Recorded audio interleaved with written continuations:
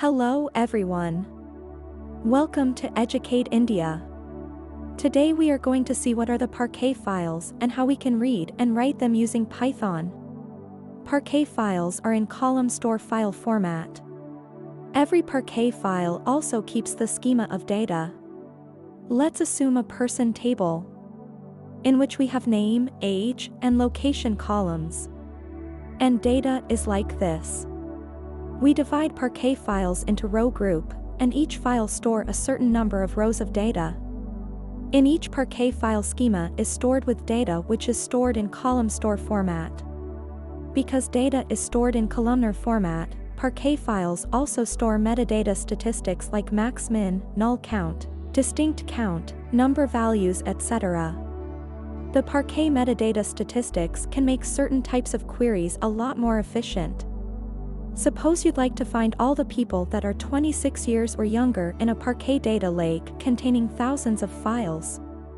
You know that the min age in a file2.parquet file is 27 based on the Parquet metadata, so you know that none of the data in that file is relevant for your analysis of people that are younger than 26. You can simply skip the file entirely. Now we will see how to process the Parquet files using Python. We will use pyarrow to work with Parquet. First, we create some Parquet files. So the first thing we will do is import pyarrow. Now we need a schema to write in the file. We will be dumping the person table, so the schema will have name, age, and location columns. When we print the schema, we can see in the schema, we have name as string, age as integer, and location as string. After schema, we need data to write in the file. We will be writing data into two files, so we will be dividing the persons table into two. First 4 rows in the data1 list and the next 3 in the data2 list. Each list will have 3 tuples of name, age, and location. Before we write this data into Parquet files, we first need to create pyarrow tables for the two lists. To create a table, we can use the table.from_arrow method and pass data and schema.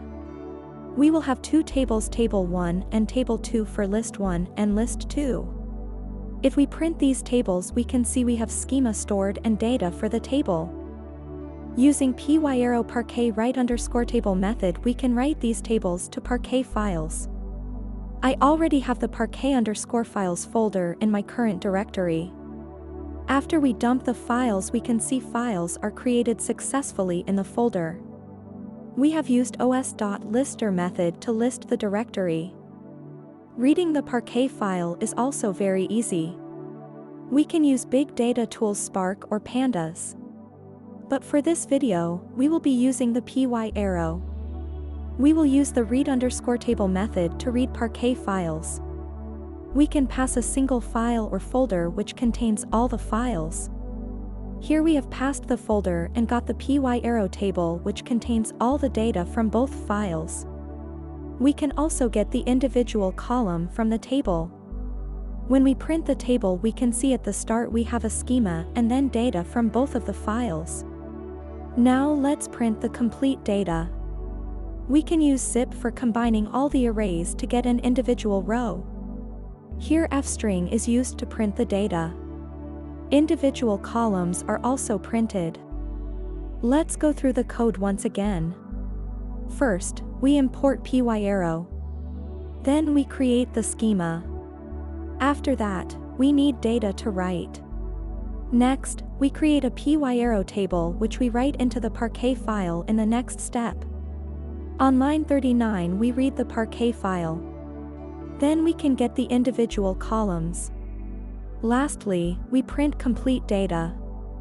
In this video, we see what are Parquet files and how to read and write Parquet using Python.